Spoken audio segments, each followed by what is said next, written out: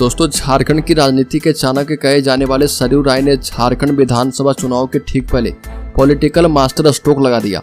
जमशेदपुर पूर्वी के विधायक सरयू राय जदयू में शामिल हो चुके हैं और झारखंड में जदयू को एक नेता मिल चुका है।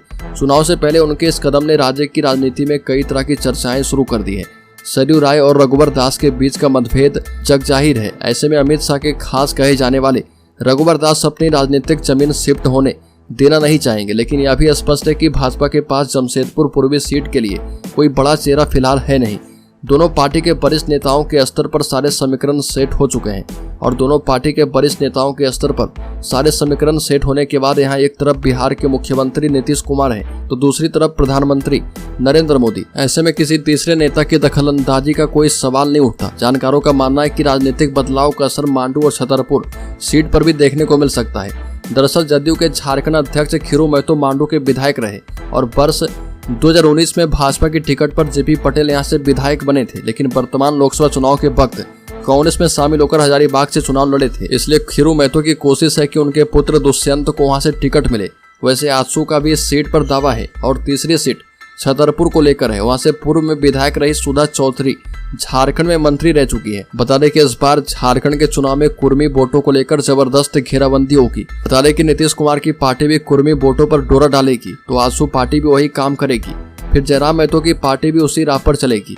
मतलब सबकी नजर 2024 के विधानसभा चुनाव में कुर्मी वोटों पर रहेगा।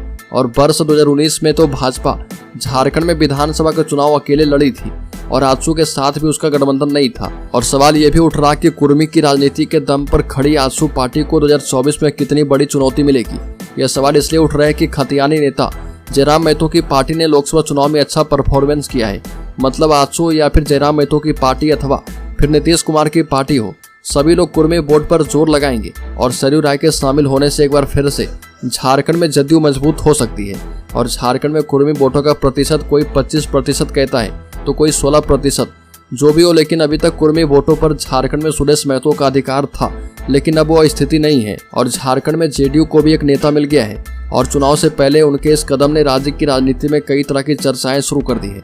आने वाले दिनों में इसके कई तरह के परिणाम देखने को मिल सकते हैं। उनके इस पॉलिटिकल स्टैंड से झारखंड के राजनीतिक समीकरण को लेकर चर्चाओं का बाजार गर्म है कि सरयू राय अगर जेडीयू में शामिल हुए हैं तो किसको नुकसान पहुंचाएंगे। तो दोस्तों, इस खबर में इतना ही। झारखंड से संबंधित हर एक न्यूज को पाते रहने के लिए सब्सक्राइब करें और बेल आइकॉन जरूर दबा लें।